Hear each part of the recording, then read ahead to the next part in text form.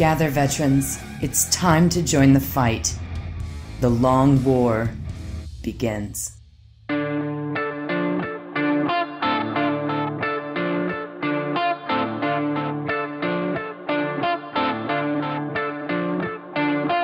This is The Long War. I'm Robbie B. And joining me once again are my partners in crime, Kenny Boucher, Stephen Ford, and Mike Haspel. What's up, guys? Yo, dog, great to be here. Hey, what's up, everybody? There is no 40K. There's only Shadespire. In football terms, did y'all catch my hard count there? Try to catch offsides. Yep. Yeah. I saw what you were trying to do there. Rob used a sports ball analogy? Yeah, I literally don't know what he was saying. He was just I try saying words. Anyways, so I'm back from my visit to the local ICP concert, which was great, by the way. Thank you, everybody, for tolerating my absence and the fake news that was perpetrated on this podcast. First off, there was nothing fake about it. Let's not get. First off, me and Juice both have the same tattoo on our stomachs. It's what would Rob do? Yeah. We lived our life. We modeled our entire lives after those tattoos. Furthermore, if it was so fake, prove me wrong. Little did you guys know, every episode I'm high on peyote. Yeah, and also we posted it on Facebook, and you know it's real now. Yeah. There it the is. Spirit world. Y'all got me good. I don't even have a comeback for that. Well, speaking of comebacks, it's been here for years. Adepticon year 20. I don't fucking know. What year are they on now? Let's see. This 35. 35. 16? I think 16. God. 20 plus 16 plus 11. What was that? I said 20. Somebody said 20, 16, and 11. Add all those up together. You know, it's been around for 56 years. Yeah, it's more than a decade, less than 2 decades. We've been going for over 10 years, I think, most of us at least. Adepticon 2018 registration goes live this Friday. And what's important about that is to note, which we'll come back around to this, is the Long War doubles event at Adepticon, which we've done now for 2 years in a row. This will be our 3rd year. That's one of the places you can go to play in our event. It's 1 day, 3 rounds. The entire cast of the Long War is there running this event. I think it happens on Thursday, same time as the 40K friendly in the Major Hall. Friday. Yep. Oh, sorry. Friday. That's right. Yeah, Friday. Fridays is the singles. Yep. Championships is Thursdays. Friday is the top 16 and us. That's right. Mm-hmm. But, don't take my word for it. Literally head on over to the Adepticon.org on Friday and sign up. Yep. So it's happening March 22nd to 25th. And right now, there's 126 days until the event. And don't sleep on it.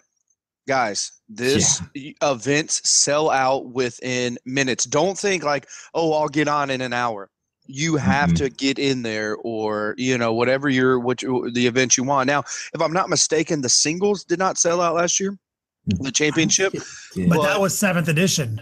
Absolutely. Yeah. If you don't believe that it will this year, you're sadly mistaken. Like you're going to get in there, just like when the room blocks go up. If you're not sitting in front of that computer when it does, you're sleeping somewhere else. You're not going to be in the hotel. So, well, the room blocks are already gone. No, that's what I mean. If you wait on that and you think you're going to get it, you're done too. So make sure you're there. Make sure you don't miss out. Let's wrap up our Adepticon discussion maybe with a story. Do we have any? I have one. Maybe we can all take a turn real quick. I'll make mine quick because mine is also Juice's story. Juice, remember that one time that we flew in, picked me up from the airport, smash and grab, just moved into LA, unpacked my bags, and then got on a plane to LAX the next day to fly to Adepticon. You pick me up. We walk into the hotel room. We're sitting there just chilling, having a drink. I feel like you're having a Red Bull vodka. At that time, I was definitely drinking Titan Juice, double vodka Red Bull. And I'm having a classic Wild Turkey 101. We're just chilling, having our feet up. And then we get the call. And who's at our door? Mike Haspel? It was Mike Haspel. Oh, it was. And then what did we have to switch out our drinks for? Sour apple. Haspel ices the shit out of us. It was the green apple. Get on our knees right away. We laugh, get on our knees, pull out the camera and do it right there. Tears rolling down our cheeks as we're drinking this horrible. He did it so smooth too. He's like, "Oh man, what's up, guys? Haven't seen you all year. Hey, look, check this out." And he just reaches into his he has like an Indiana Jones satchel with like the Imperial Eagle on it. He's like, "Yo, check it out!" And just literally all of a sudden, like Smirnoff Ices appear in our hands like magic. I was probably driving and/or. I feel like you were downstairs eating salad in the hallway. Well, I could have been ordering room service from my tub. That's happened a couple times. From your tub. That's outstanding. Oh man, Haspel, you got one? I do, but mine is a very positive story, and it's from last year. It was basically scratched off a bucket list. I wanted to be in like the top army display at Adepticon, and we made it last year, and that was awesome. Sure. And so now, we did. Yeah. Mm-hmm. Now I don't even paint my shit anymore. I'm just like done. Hobby is a myth. Yeah, I mean, can I feel like it's one of those things where it's like, where were you when Haspel pulled out the display board where we said we're gonna have Sisters, Death Watch, IG, Inquisition on the table, and then he puts out this modular display board with stained glass and fully mic'd up custom beats and music, just literally all this stuff that Haspel got his friends to voice over with them and everything. Oh, so yeah. I think Celestine had a voice, Greyfax had a voice. I mean, Drago had a voice. It was on par. Now, it was one of those display boards, which is probably why we didn't like go higher than we made it to like the top 10. But it's one of those display boards you had to sit right in front of and really just take it in because it had the scale of like a movie set and you had to listen to it, understand all the nuances in it. So we didn't have the 5 feet tall flash and this and that, but it was, as far as my opinion, one of the most professional and just like movie quality display boards I've ever seen. Yeah, it was really dope. I'm very proud of it. And that was my whole goal, was just to make it there. And I was like, all right, man, that's done and done.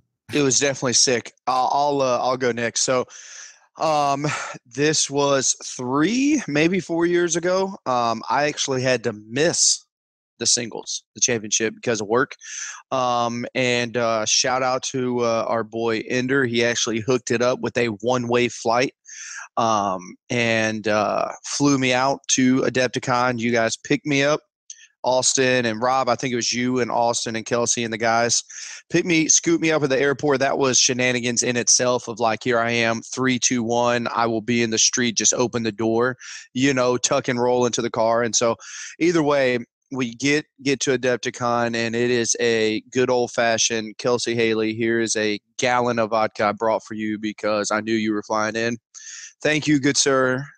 3/4 of that gallon of vodka was gone by the end of that night. Oh, my God. By the end of that said night, 3/4 of a gallon. Now, I had made a couple drinks for people, whatever else, but I put in massive, massive work on that.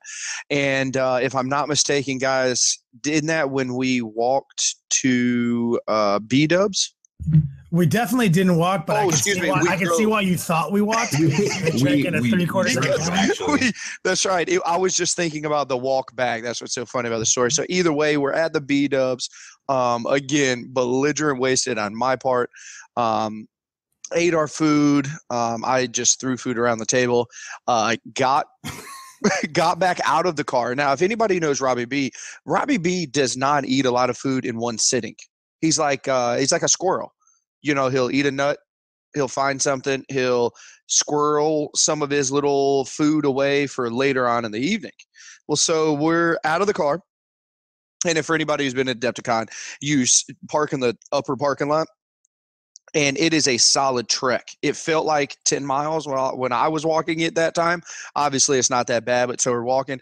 And I just look at Robbie B, and out of nowhere, being so belligerent drunk, I just, for some reason, thought it was pertinent to slap the to-go box of chips, loaded nachos, and everything else onto the ground. Nachos go everywhere. I find it hilarious. I am dying laughing. And then I realize when I get into the elevator, Robbie B's sad because he doesn't have nachos to eat for later. So I immediately felt like shit later. In your mind, you're like, this is what needs to happen right now. This is something told me Robbie B doesn't need that in his hand. I need to do this right now. On a related note, I starved the next day because I couldn't find any gluten-free food to eat. I'm laughing with you, Rob. You had to eat a salad that was only that you removed the croutons from that still was sprinkled with gluten dust. Yes, my fondest Adepticon memories are definitely the forage for food, because it is real for my people. Like, it's like, do I want to buy the $7 salad and pick the croutons off of it, or are we just going to order that $30 room service burger? And generally, I don't give in unless I'm drunk in the tub. And then I'm like, I'm going to make the call. I need this burger in my life right now. $275 on room service for 3 burgers later. Yeah. Or furthermore, when Robbie B does decide to get drunk, he's down to eat that $7 salad off the floor. Yeah. That never happened. Or the year people thought we were filming a rap video because I took a picture of the receipt that we had at Harry Carey's. Oh my God. That was several years ago. That was one of those epic nights, because that was one of the years that it's on my birthday in April. Yeah. It was your 30th? Wait, was it your 30th? No, I was like 28. Years ago, man. But like, that was so it was my birthday night, Sunday. The whole tournament's winding down. We actually met with success. Our team actually won, the 4-man team. Juice wasn't with our crew yet, and this is back in the old days. And we had just won the 4-man team, so we're celebrating. And it was my birthday, so everyone was taking me out and buying me drinks and everything. And one of our best friends in the world, EJ, was there, and we just kept racking them up, man. Antiplasto platters. We got like surf and turfs, lobster steaks. And we're all like, yeah, this is gonna be awesome. We're all just gonna go hard tonight, and it's my birthday, and we got like a birthday cake. Patron Silver. Literally. And then like they bring out the tab, and we're all pulling out our wallets, and the EJ just like behind the scenes paid it. It was $1,300. No, it was more than that. With plus tip. Yeah, it was more than that. It was well north of $1,500. Was it? Damn, bro. Yeah, I have a picture of it somewhere. Yeah, we posted a picture. So we kept going, because why not? Yeah, he's like, you have a clear tab. I have to hit the airport. Happy birthday. Congratulations, guys. Peace out. And we're like, fuck, EJ, the greatest dude ever. Beginning of a long friendship with him. Generous dude. We love that dude. Not because he gives us money, but or anything like that, because he's generous with his heart. Then we're like, well, fuck, if I was down to spend $200 on my birthday, and now we didn't spend $200 yet, Haspel.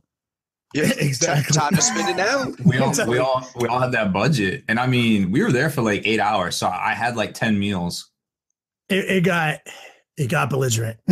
It did. And then me and Haspel had to wake up at 8 a.m. to drive back to Colorado. Yeah, that was. I think we all left about the same time. My drive was not as long as yours. Yeah, solid 16 for us. It was brutal. I know that we've taken the segment a little farther, but we would it would be remiss and a non-justice to our listeners if, Kenny, you do not tell everybody about the 15-hour road trip where halfway through you decide to pull a prank on Robbie B by rolling up the windows. Man, that's the day I learned that Rob Bear doesn't, literally, not figuratively, and I'm not, I mean, with no exaggeration, has no sense of smell. He cannot smell. This is actually a medical fact. And I thought it'd be the funniest shit on earth to literally hotbox him in his own car, because I was eating fried food all weekend. Funniest thing on earth. Basically, just shit in my pants all for like 20 minutes. Just the car just smells like human feces at this point. And he's looking over at me and he's like, why are you giggling? What is your deal? What do you mean 20 minutes of just giggling like a weirdo? Like, he's like, did you fart? And I was like, I've been farting for 20 minutes. Aha, joke's on you. He's like, dog, I literally like medically can't smell. It's a real medical condition. It affects like 1 in 10,000 people. And I was like, are you fucking serious right now? Yeah, all the chuckles on you now. All right, so let's flip the script. Rob, can you lead us in a discussion on Necromunda? I would love to. So Necromunda is coming out on the 24th of all things, Black Friday, from Games Workshop. I don't know. That's like unheard of. Normally their release dates are all the 25th. They have a pretty robust lineup of releases coming out from the actual box set itself, which is $125. And I think people are kind of torn. There's a lot of early chatter. I mean, everybody's coming off the Shadespire high, and I feel like it's a great competitive game from all accounts. I have not played it. I've reviewed it. So far, it looks great to me, at least. But you've got the Underhive, the Necromunda Underhive, and it's the 2 gangs, 1 sprue each of the terrain and the rules themselves. So it almost seems like Games Workshop, and the rule book, of course, with the quick reference, and then you get a template. And Games Workshop seems to be putting an emphasis on these rules. And a lot of people are like, I'm not sure I can get behind this. I wanted the old 3-dimensional feel. Like, why don't we have, all that dope Armageddon terrain and stuff that came out earlier in the year? And so there's like this weird internet like chatter out there about it right now. For 125, I feel like they could have thrown some 3-dimensional things in there and kind of put it out as a 160 kit, throwing the extra little terrain sprues in there instead of trying to kind of do it with the board. But maybe it'll catch on. And I'm just going off the early chatter on it. So it's 125 for the kit. They have the first expansion book coming out, Gang War, for $30. The 2 gangs, Goliath and Escher, which a lot of people are already saying, hey, I can make Chaos Cultists out of these, which you could. $40 each there. Who else said that besides me? I was actually thinking it too, but I was going to use it. When you see these, you're not going to want to make Chaos Cultists. When you say a lot of people, do you mean that I'm fat? I mean, I didn't want to say anything. Then don't next time, instead of straight calling me obese. The Barricades and Objective box, which is $35. And there's a Bulkhead Doors box for $35. 40K actually has a couple of releases. Thermoplasma Conduits for $35 and Thermic Plasma Regulators for $25. So I imagine there's going to be some rules attached to them. And the Prometheum Refinery is a kind of a bundle type deal for $115. Then you've got your gang cards, Goliath and Escher for $15 each. Dice, they're even getting dice for $12.50 each.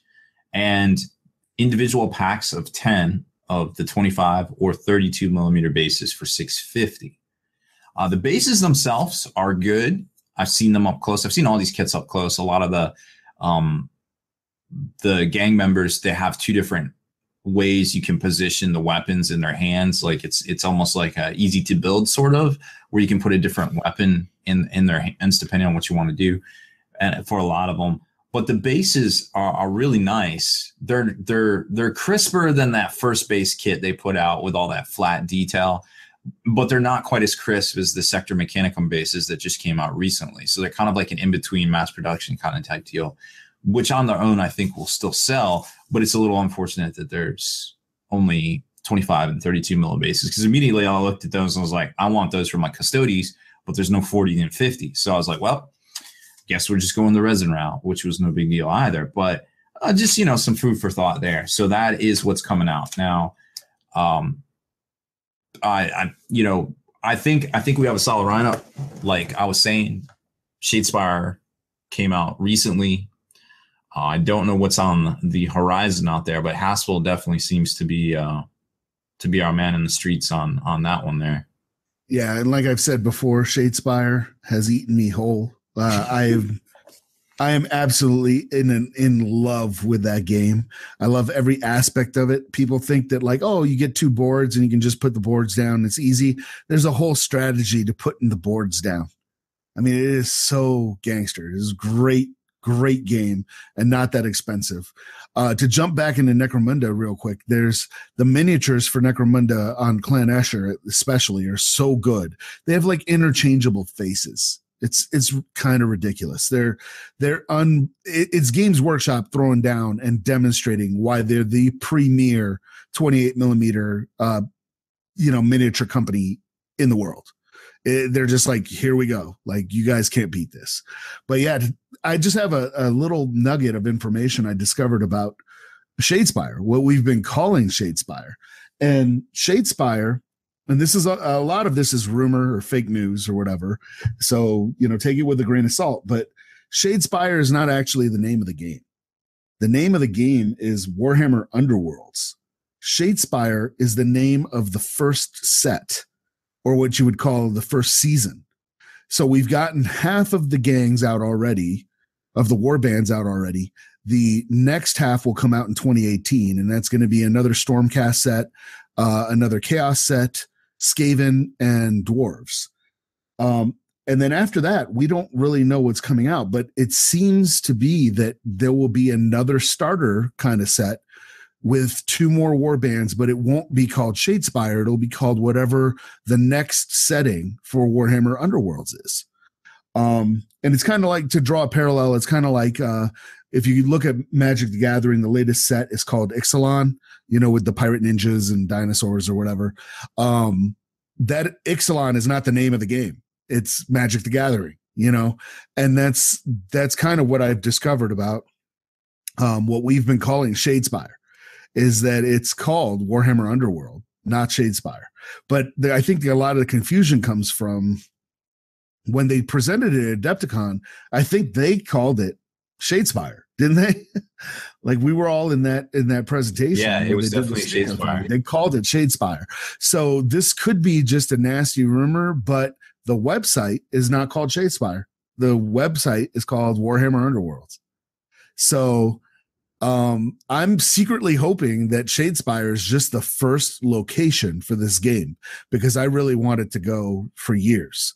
I adore it. And if you haven't gotten a chance to play it, I highly encourage you to head down to your friendly local game store, ask for a demo game, and play 2 rounds. Play the first one so you can learn the rules and what the warband does, and then play immediately again using the exact same deck and the same warband, and you'll see what I'm talking about. It is a really highly strategic tactical game, simple to learn, hard to master. It'll remind you of X-Wing, a little bit of Magic, a little bit of HeroClix, and a little bit of Warhammer.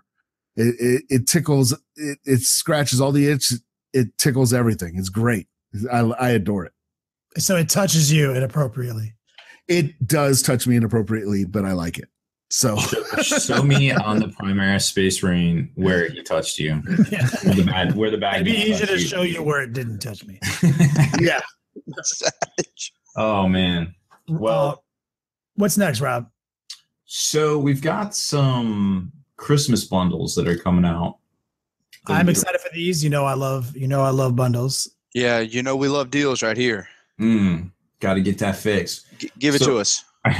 So Games Workshop is putting out some what they call battle forces, and if you're a veteran, you remember the battle force as something a bit smaller. These are $170 US bundle deal that we've seen pictures of in the gift guide that are coming out at some point between now and Christmas, I imagine.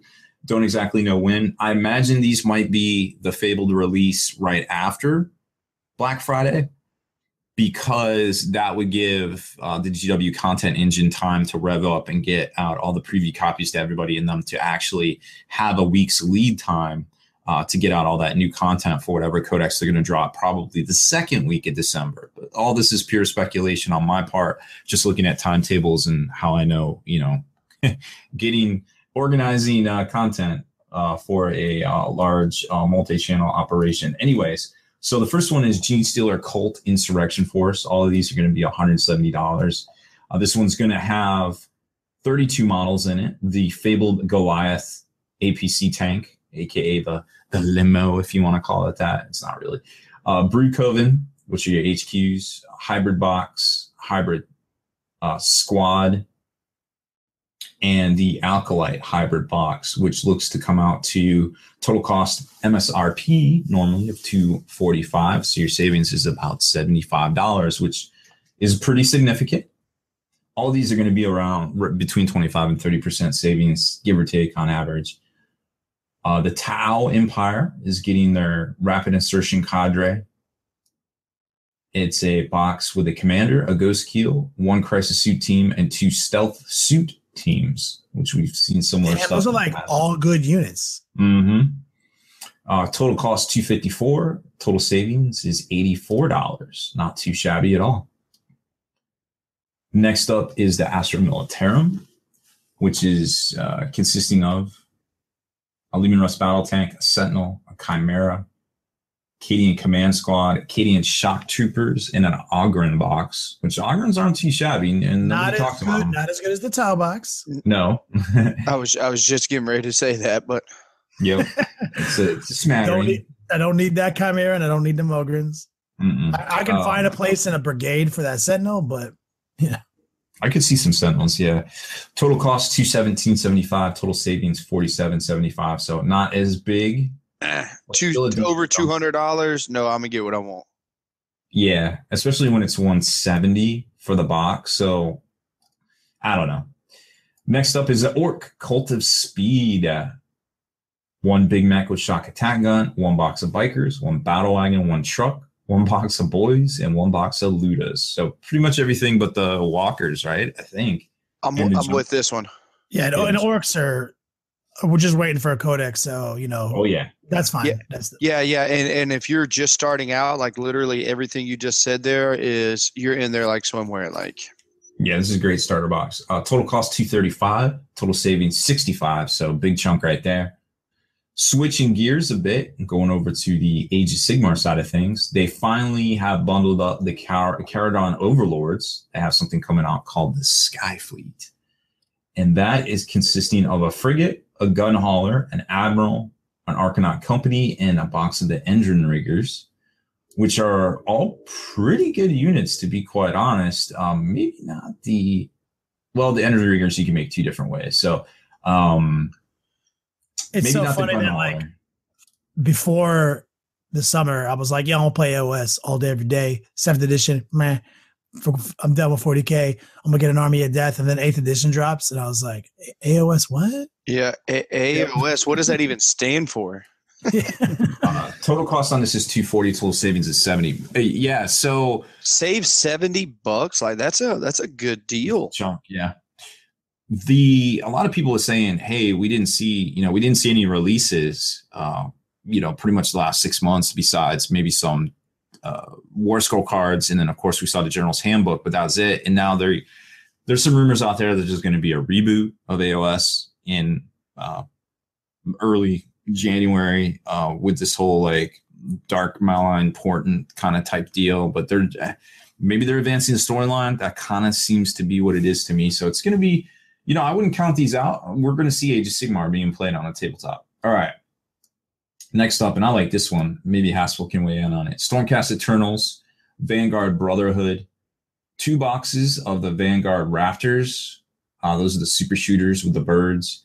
1 Lord Achillor. He's on the Chocobo. He looks pretty dope. 1 box of Vanguard Hunters, 1 box of Paladors, and 1 box of Griff Hounds. So kind of the most recent releases for them since last summer, not this summer, but summer of 2016. Total cost $220, total savings $50. So not kind of middle of the road like the Guard one, I would say. Yeah, I could see myself picking that up because I didn't like what happened with Kenny. As soon as 8 came out, I kind of was like, going back to 40K. So I didn't pick up any of those. So that's kind of cool that they're releasing like the Golden Chocobo and all that stuff. Mm-hmm. Yeah, I think it's not too bad of a deal. Tzeentch Arcanites, Change Cult, 47 models, 2 of the Skyfire boxes. What the heck is a Skyfire? Oh, that's the guys on disc. 1 box of Keratic Alkalites, 2 boxes of Zangors, and 1 Shaman, which I think can be made either way on disc or not. Total cost $235, total savings $65, it looks like.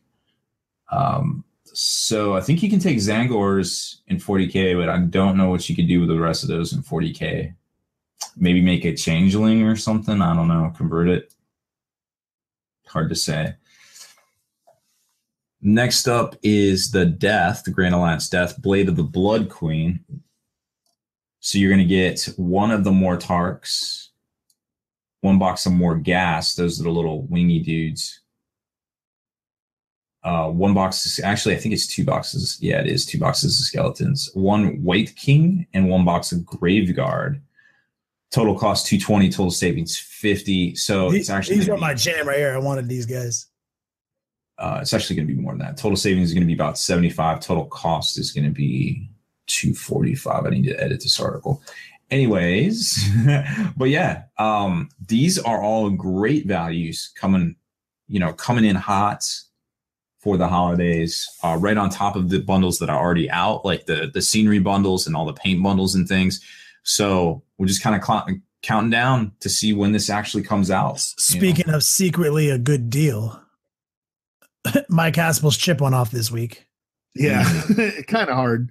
I did buy something that I thought was something else, so I wanted to let people know what it was, and it was the Warhammer 40,000 Battle Journal that Games Workshop put out. I bought it thinking it was just basically a journal book that had, like 120 or 150 blank pages in it, and just had Warhammer 40K on the outside and like a faux leather cover. It is not. It is actually, all the pages are actually taken up. They have sheets in there that detail, what has happened in your battle. So like what your opponent's name was, what your faction is, enemy's faction, stuff like that, how many points it was, how many victory points you scored and everything. And this is something I can see going into my game bag, and because I like writing down all my mistakes. If I forgot to cast, a psychic power, or if I messed up a rule or something like that, it's really nice to just jot all that down. And then at a glance, you can look at it. And of course, you could just use like a plain notebook as usual, it is, but this is a 40K theme thing, and they have one for Age of Sigmar as well. And I thought it was pretty neat.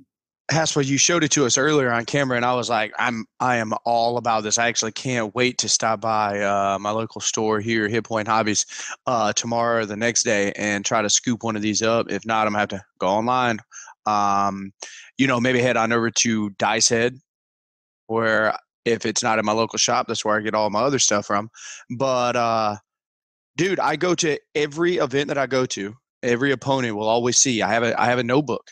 I'm writing down. I draw myself a little chart to be like, I just scored this point. I do this. Like, bookkeeping is part of playing 40K, especially at a competitive level.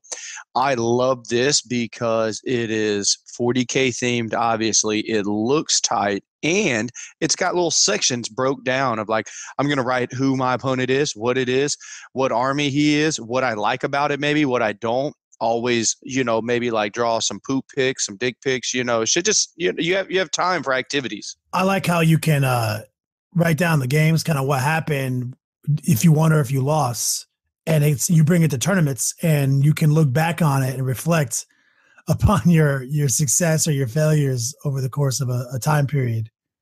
Yeah, it's really nice.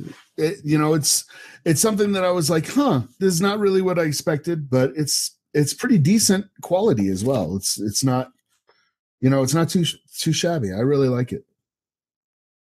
Haspel, I need the go, no go for launch. Is it going to come unbound like the 6th edition Chaos or Space Marines Codex did? Remember that? Yeah. I don't know if I can vouch for that. The binding is not glued though. It is sewn. We won't have issues. There it is. So the only time I could see something bad happening is maybe it coming undone from the cover, but then you can just tape it back in or glue it back in.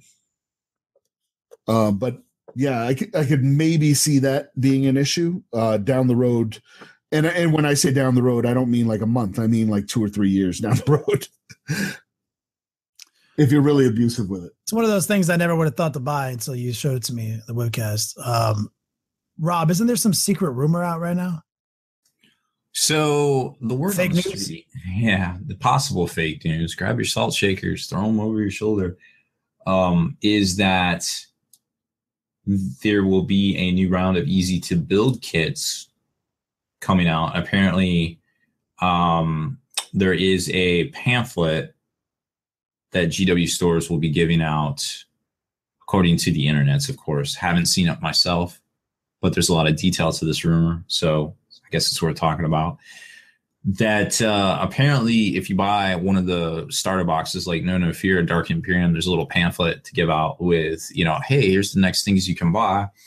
One of them apparently is an easy to build kit for the Redemptor Dreadnought, the Aggressors, apparently a Nurgle Lord of some kind, and 3 Death Shrouds of some other kind. Apparently they're Death Shrouds, or 3 normal Plague Marines, and the fabled Plague Hauler that has not yet been released. No word on when this will be coming out. I imagine. Rob, which one is the hauler? The hauler's the little skimmer looking thing, not the thing with the mortar on the back. Oh, word. What's the one with the mortar? The crawler? That is, yes, the Plague Burst Crawler, I believe it's Plague called. Burst Crawler is dope. One of the coolest Death Guard vehicles. Yeah, it's got the squirters on the side and the big mortar in the middle. Amazing tank, yeah. Yeah, that one's pretty good. So, I mean, chances are that we could see these easy to build kits also being slotted into that same weekend after Black Friday. So again, it gives people with the preview copies a chance to generate their content for the following week, when they would presumably drop either the new Blood Angels Codex or the new Dark Angels Codex, or both. Who knows? Not exactly sure yet. But again, that might slot in very well. I don't personally see either of those books coming out the week after Thanksgiving, but we'll find out more this weekend when GW probably drops their previews for what's going to go on pre-order on the weekend of Black Friday, which I imagine will be a big sales leader for them. Oh my God. Can't wait. Good. Get some deals. Yo, if you guys don't mind, let's take a quick commercial break. Then let's talk about tournaments. Veterans, I've got news for you. Get your best deals online at dicehead.com. Long War Vets, call or email for your best vet deals. That's dicehead.com. Dear veterans, quickly, make your way to thelongwar.net and find out how to reap your hard-earned spoils of this long war. For our allies at secretweaponsminiatures.com have rewarded us all with an extra 10% discount on all Secret Weapon Miniatures merchandise. So stock up, dear veterans, and enjoy.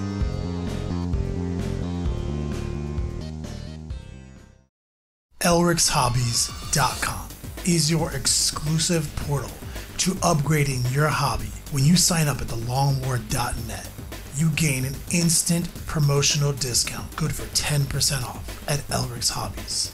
ElrixHobbies.com. And we're back. All right. Lots of tournament information. Obviously, the namesake of this episode is going to be about list checking at 40K. We're going to get to that in just 1 second. Let's take a second to talk about Southern California. Southern California is popping. And obviously everyone knows that, SoCal has always been a competitive scene for whatever game, sport, whatever you're talking about. We've had a local scene here growing. ITC has basically started their entire franchise from out here. And now ITC is the most predominantly utilized tournament system in the world. So out here in Southern California, the first thing I want to talk about is our doubles event. Now, we did talk about Adepticon at the top of the show, and where we told you guys, hey, there's a Long War doubles event at Adepticon. We do that every year now. That's a 3-rounder, 1 day on Friday.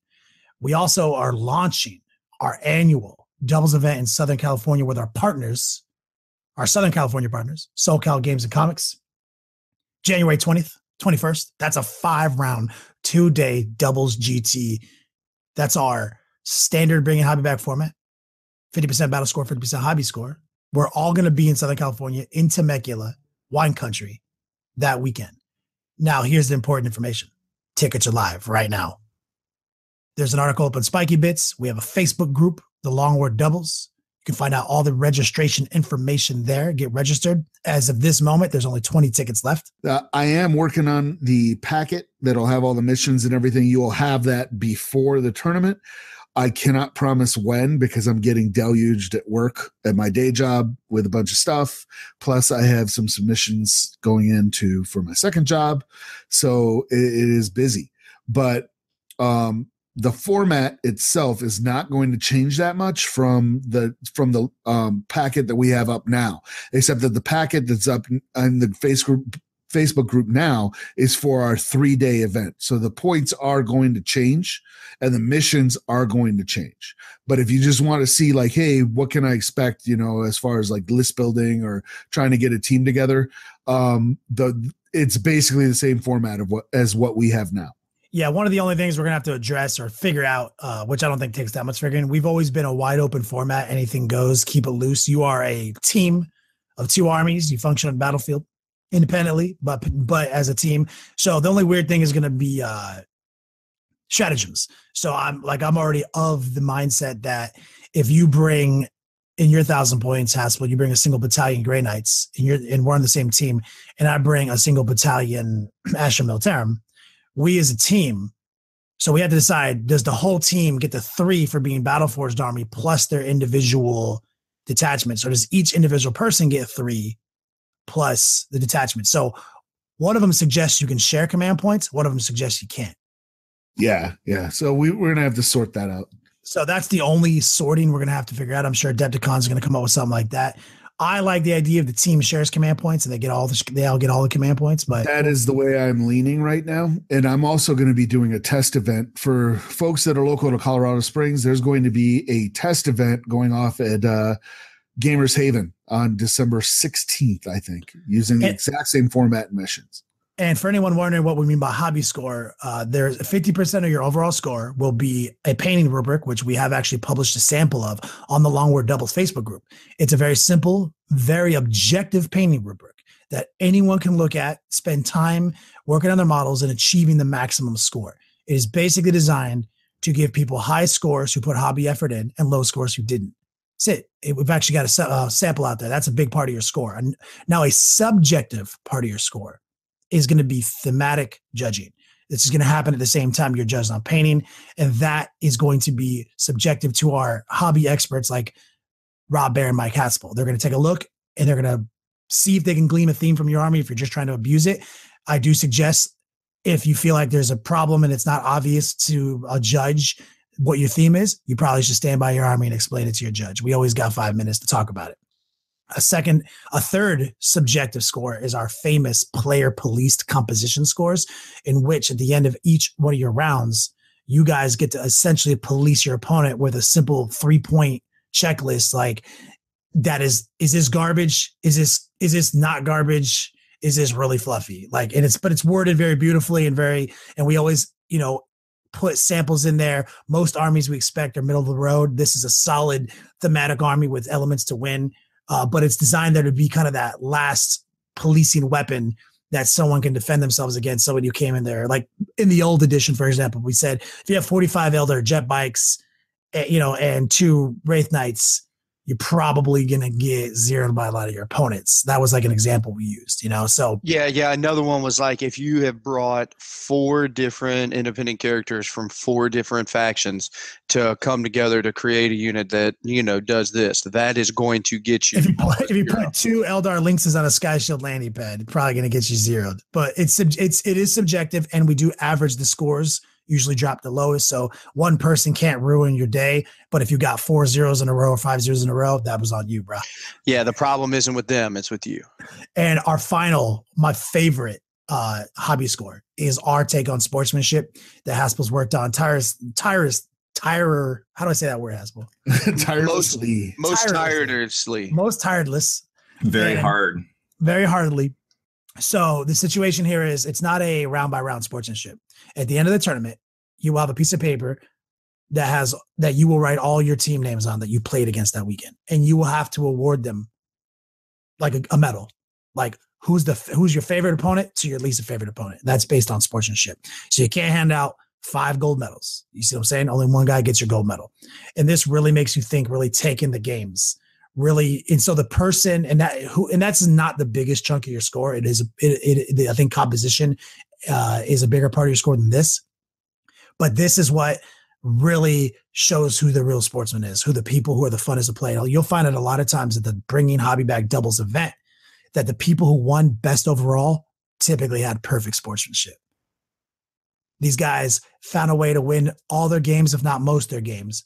Found a way to have amazing paint jobs, amazing theme, great composition scores, and found a way to beat down 5 people and somehow retain that gold medal status in all their hearts. Like that's the Bringing Hobby Back format. So the person with the overall highest score, which is all of those combined to be 50% and your battle score, that dude's the tournament champion. And now, of course, we do have best general, best painted, best sportsman. We got the Never Give Up award. We got everything, man. So it is truly the hobby, our mission statement, which is bringing hobby back. It's bringing hobby scores back to Warhammer 40K. Yeah. Our format is one of those formats that even if you feel you're losing every game and you're having a bad time, if you don't get too salty, you might leave with something. Like, people have been surprised. You're going to leave with something. It's probably going to be a buzz because you're going to be drinking with me. So, no, you want to know what I'm so looking forward to this event in SoCal is obviously beautiful weather for a cold January where I'm from here in North Carolina. But it's a time that I'm going to be able to spend and really get some good hanging out, FaceTime with a lot of the people that where, you see some people at Adepticon, you're playing in some games, you don't get to actually hang out and stay hyped for an X amount of time because there's 10, 11 games you're doing. You're a part of so many different aspects and elements of the game. And I am thoroughly looking forward to just, being in a room, hanging out, watching people play 40K, being involved and having a really good time. So, you guys definitely need to not miss out and make sure you get your tickets. Yeah, I agree. Like, I cannot wait to get out there, take in the area, talk to a lot of folks, kick it, help, run the event. Rob will be, in fact, handing out handies and hugs. That's right. In any order you would like. While drinking a fine scotch. Yeah, so if I'm not mistaken, Haspel has got some really cool things lined up for Friday. I even think we might do try to get games in with us. Is that a thing also on Friday? We have a lot of ideas. Haspel has most of the best ideas, though. There will be some Geek Out being played. And so it's like you guys can challenge me to a Geek Out thing for the crown. And we'll see like who can do what. So start boning up on all your nerd knowledge, movie quotes and such. Probably a little Underworld. Shadespire will be being played. Yeah, I'm bringing all 4 war bands. And so I can do demo games all day. We might even be raffling off a doubles match Friday night versus me and Juice. Can't wait for that. It's going to be amazing. So let's transition. We have a major subject that I'll talk about, but I do want to say, because people were asking. So I go to Next Gen Game and Comics down here in Hollywood. That's my local store. We've been developing it. You've heard me talk about it month after month, how we've been really cultivating a pretty solid scene down here. Yo, big shout out to my man Jeremy and the Next Gen Games and Comics War Gaming Group. This guy is a true community leader. Anybody local who's doing this, literally take a moment, this week and send that guy a Facebook message, tell him thanks for really rallying our community. Because this guy over the last 4 or 5 months has gotten us to monthly 20-man tournaments, with selling out with wait lists, people bringing terrain in to make sure we have enough terrain for all the tables month after month. This month was no different. We just played on Sunday. I did bring those decimators that I was painting on Twitch. 1,500 points, did really well, pulled it out, won the tournament on the backs of Alpha Legion cultists and decimators and some obliterators, a complete shooting army, which is not my normal style. Obviously, I'm usually getting into close combat every turn. So it was pretty aggressive. Cultists 9 inches away. So I just wanted to give everybody an update on the decimators. Did really well. Alpha Legion for life. Now, Juice is the biggest expert here. We're going to talk about the list building scandals that have been popping up. We do have solutions, so if there is any salt, just bear with us. Haspel and Rob do have a solution, so catch us up, please. All right. So as we know, ladies and gentlemen, there's a pretty large GT that just happened, 110 people event in Atlanta. It's called Warzone Atlanta. And it's put on by the guys at gosh, I just had a brain fart. General staff, yeah. So great guys. They put on an event. I think this is their 3rd year or 4th year, if I'm not mistaken. Either way, they found themselves at the end of the day when the list the tournament was over, they found themselves in a list scandal. I mean, there's no other way that we can call it. There is a discrepancy.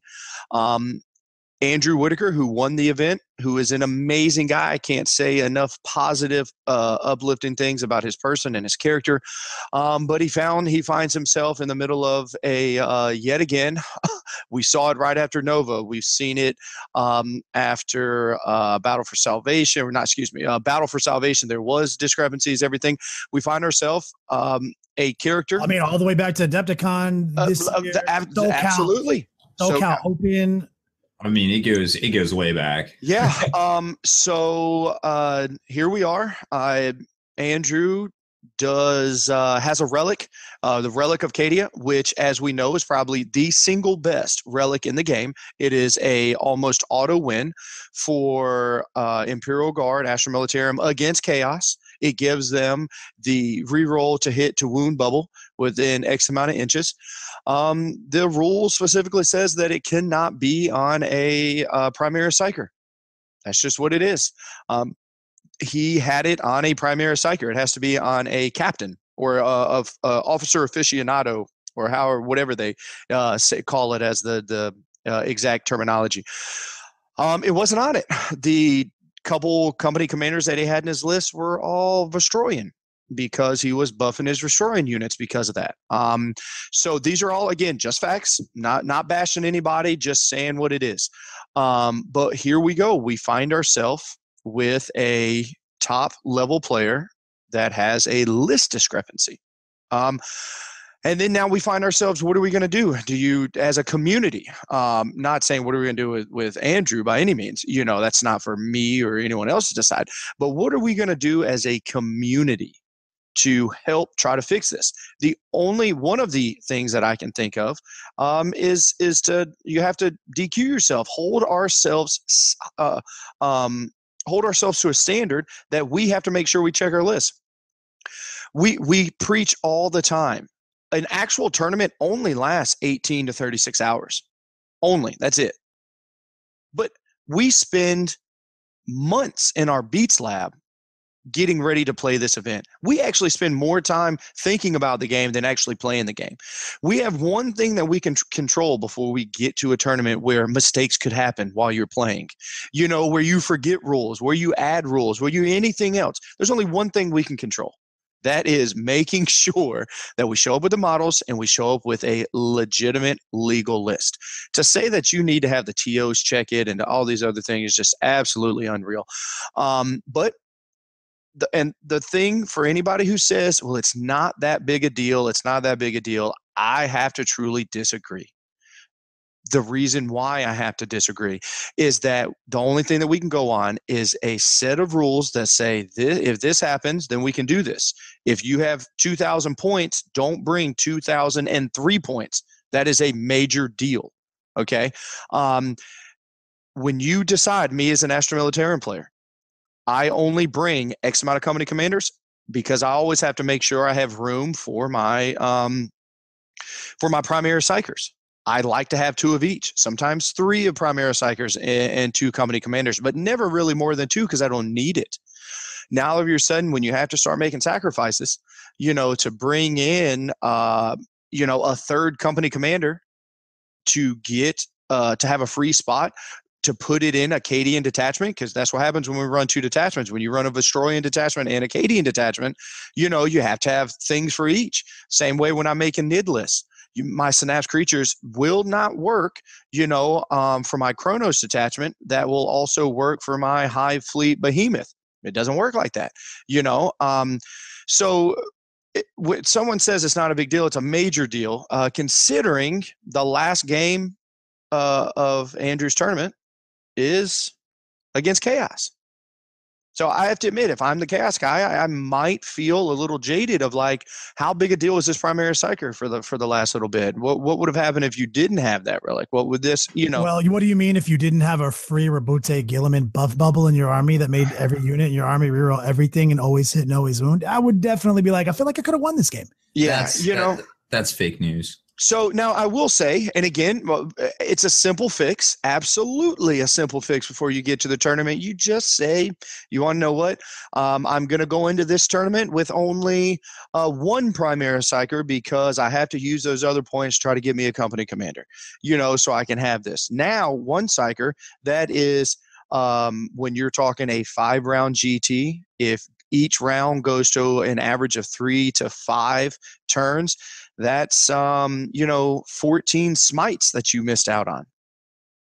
You know what I mean? At least that's a lot of, so either way, it is playing in it. Again, I also want to say, I know for an absolute fact, will vouch for Andrew until I'm blue in the face. He no more did that on purpose to as I would or Kenny, you would, or anything else. It was an absolute accident. It happens to the best of us. Kenny, if I'm not mistaken, an accident happened to you. Yes. You know, tiny dog alerting all up in my grill as soon as an accident happened to you, and you also won a major event. And you had to stand up in front of a room and, have a real awkward conversation with a room full of grown adults. So that's the only thing that I'm saying. I also, when something like this happens, it is a shame. Warzone Atlanta immediately took it to the forefront and put out a statement saying, what had happened, what's going on, this and this. Great for them to be ahead of it instead of just thinking, like some events have done, that it'll just go away. Well, it won't. You do have to, people, when you put yourself in the spotlight to host a large event where people drive and fly and spend their money, I mean, you put yourself in the forefront of the 40K news realm. So here it is. But, again, I just want to shout out to Alex Fennell. You, sir, are a G. He right now, if there is a Warhammer 40K Hall of Fame, he's a first ballot Hall of Famer. He's won more events than I could attend in my life. And he goes to Battle for Salvation, finds that he has a illegal list. And again, it was just a simple mistake. That's all it was. But instead of even potentially, from what I understand, some judges were saying, dude, you don't have to DQ yourself. We'll just this and this. And he pulls the trigger after driving 6+ hours to get there, after spending the money in hotels, after doing everything else. It's like, no, right is right, wrong is wrong. I have to be fair, and I want other people to be held to the same standard. So I DQ myself. I mean, that needs to be talked about every show forever, about how amazing something like Alex Fennell is Alex Fennell. I mean, personal honor. But so now, obviously, I don't want us to go. Not that I have any control over Juice too far down that, because the thing is, we do have a solution. Absolutely, absolutely. It looks like there's no solution. It does, and it's like, do we just keep DQing people and creating all this drama? It's impossible to check all these people's lists. And Haspel and Rob, literally, these guys came up with the ideas. Yeah, because if you want to rely on the TOs to actually check them, that's impossible. They have too much to do. They're too busy organizing the tournament. I remember all these dudes have a day job, that may or may not, from the lowest levels of society to some of the highest levels of society. Like it's a real thing. And just the fact that these events get off the ground half the time is like, a testament to everyone's coming together as a team and really putting their best foot forward as, for the hobby as a whole. I have a couple suggestions, and maybe you want to chime in on these as I list them off, Haspel, because you have a game store, background, significant, more recent and everything. So first off is G-Dub just needs to get the 40K, the free app out there, just like they have for Age of Sigmar, the end period. They promised it to us. It's November. Straight up. That's kind of where I'm at for the overall solution. Hey, this is the standard. What do you think? Yeah. Yeah, I feel like GW is dropping the ball a little bit. Now I understand why. You know what I mean? They're putting out a lot of stuff. And like we pointed out, there hasn't been a lot of stuff for AOS, but there's been a lot of changes, rapid changes for Warhammer 40K. So I can kind of understand why, but they really do need to get some kind of an app out. And Battlescribe does a really good job. Army Builder is not back on the scene yet, and Battlescribe does a good job, but those guys are volunteers and they're doing stuff, on their own time and stuff too. So there's mistakes in Battlescribe. Yep. See previous statement about jobs. So yeah, I agree. And plus it's twofold. From a business standpoint, it allows them to compete against these other people that are making money off their, whatever insert, we'll say brand, for just to avoid arguments, which is something that they seem to like to do, and they should monetize their brand, obviously. Okay, the second one is if you're not willing to do that, let's get some server space up on the GW servers to, devote some resources to be able to have events, to post these things up, and to get people to look at them, crowdsource the corrections. One of the things that Andrew said was, hey, these were posted up. Nobody said anything. Nobody said anything till Monday. And, I will to my horn a little bit. We posted the winning list up, what I thought was the top 2 lists. It turns out it was the top 2 overall list. But immediately people started noticing that there was that error on Andrew's list. And, that wasn't my intention. I was just like, hey, look, hey, here's the list. Here's what's, guard 1. Hey, guard 1. Cool.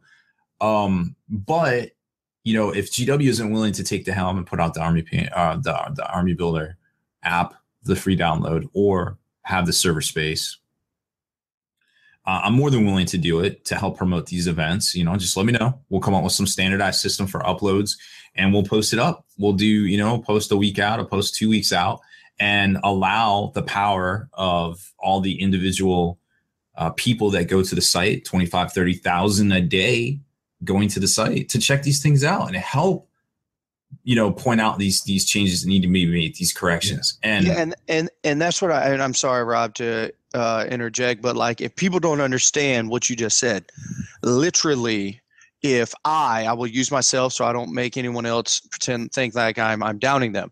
If I put something on the internet myself, 1,000 people might see it, literally, on my personal Facebook or something, or if I want to get information out. You have 30 times that a day. Like, we can kind of poo-poo and say, oh, well, there's no way this and this, but like the amount of traffic that gets funneled through that is not even in the same realm of what someone else can do, so this is an amazing idea. That's why they found the list there on your website so fast. And again, it's not like people are looking for it, but because so many more, you're talking 22 or 25,000 more sets of eyes saw it in one day than probably, that was up for a week. I would say, less than a couple thousand people looked at it, those lists over this. So, I mean, I am very impressed with this idea, Robbie B. I think this is exactly what we need. And furthermore, I love this app idea from GW, but what is that actually still going to do if, I don't put something in, if I this? I think the answer is what you came up with. Even if GW has this app, like, are you telling me GW isn't going to make a mistake?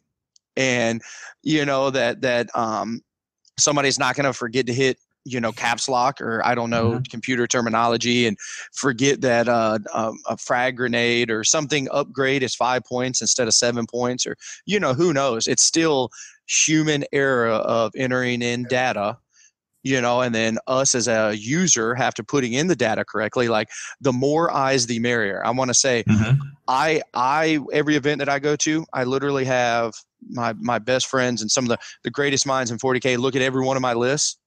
And I ask them, what do you think? What do you think? Look it over. I have a lot of set of eyes, looking at my list to make sure that it's fine. Like, I think that same standard should be held to everybody. Well, by crowdsourcing on the interwebs too, what you do is you tap into the secret internet, power, is that everybody who's scouring the internet loves to point somebody else's mistake out. They love to point out that you're wrong.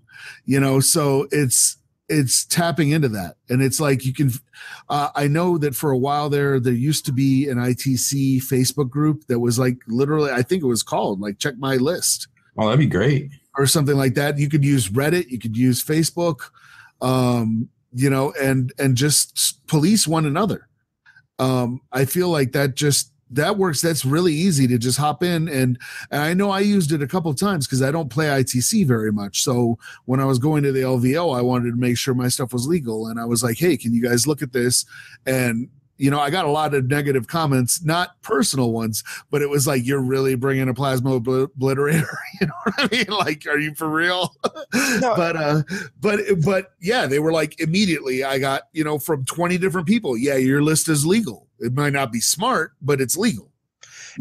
And I mean, to put it in perspective, do you not think if this was a thing prior to this event, Andrew would be jumping for joy that the simple oversight of just making sure that one of the company commanders are Acadian as Vestroyan, that it was as simple as that? Do you want to know how happy Alan Baramovich, PJ Pants, would be after Nova Open when he had his Charybdis with a different World Eaters, I think, or whatever, the same faction as the guys that he wanted to have inside? Like, these are just, again, simple mistakes that everybody knows what would have happened. But again, it's not like once you submit something, you can't go back. If there's,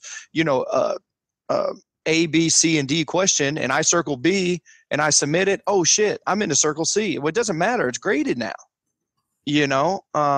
So this is an amazing idea. I love it. Please, hopefully it saves me. Hopefully it'll save me one day, it prevents a ton of feel bads on all sides, because you can hash things out. You can hash things out in a hopefully, less pressured environment. Yeah. Where you have time to look through the books and go, no, man, this is what the book says. If you think that's the way it works, and you might be up against 20, 30 people that say that's not what it says, dude. Yeah. And you can at least get a consensus. Feel badsies are not just for the opponent. Sometimes it's for the player. I can only imagine how Andrew feels. So, either way, I hope in the future some TOs and things like that will, Robbie B, maybe reach out to you to utilize the great networks that we have inside of this community. Yep. Because at the end of the day, this is still a small niche community in the grand scheme of things. And we need to be able to use all the resources that we can to make sure that things like this just don't keep happening. Not when there's a solution like this. Yeah, I agree. It's very simple. And it's not even that. Like, it's not even about, putting the list here, doing this here. There's a lot of different options out there available to things, but I'm more than willing, to put the legwork out and develop a way to standardize this if that's a thing. And then it helps promote the events for people, putting on these things. It gives greater exposure than maybe a Facebook group or something like that. Again, sure. It's just an idea. Just throwing it out there. I do want to make sure I put in one more caveat. I've read comments, all over Facebook, and I've seen this. Oh, well, the guard is so complex. Man, I don't care about none of that. This was an absolute mistake. I don't want to hear this happen because guard is this and there's so many this and it's harder to do something. No, it is not. Like, don't try to blame, the book or anything else. It was an absolute just mistake. I truly don't believe chaos. Yeah, relics have caveats, and sometimes they have different caveats. In that book, it says they can only be on this type of character. In my chaos book, it says this relic must exchange a chainsword, right? And I use the Hydra blade all the time. Mm-hmm. So technically, you can't put it on every character. Right? Oh, that's a great point. Because not every character has the option. Has a chainsword.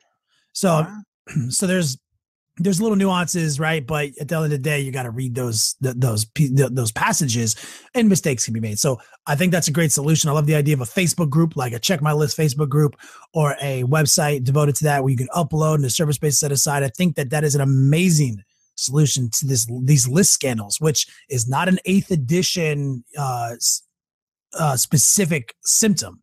This has been happening at the major level forever. And we love talking about major events, what's going on in the top level meta. And it gets really hard to keep talking about it when people keep winning events who probably still could have won the event if they just tweaked their list a little bit, right? Mm-hmm. But you get an asterisk by your name when you win the event with an elite. Yeah, and that's a great point, Kenny. Actually, whenever I was saying, like, it's not just guard, that there's a problem with, like, and again, it ain't just 8th edition.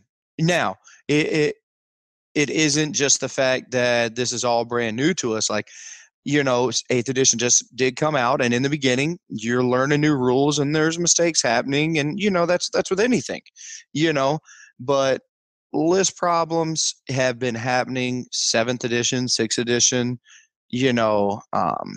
It is what it is. The game is coming. It is getting more popular than ever. Tournaments are popping up all across the country. People are spending more money than ever to fly to these events. We just want to make sure that everybody gets what they put into it. So, Haspel, do it. Good news, boppers. The big alert has been called off. Turns out that the early reports were wrong, all wrong. Now, for that group out there that had such a hard time getting home, sorry about that. I guess the only thing we can do is play you a song.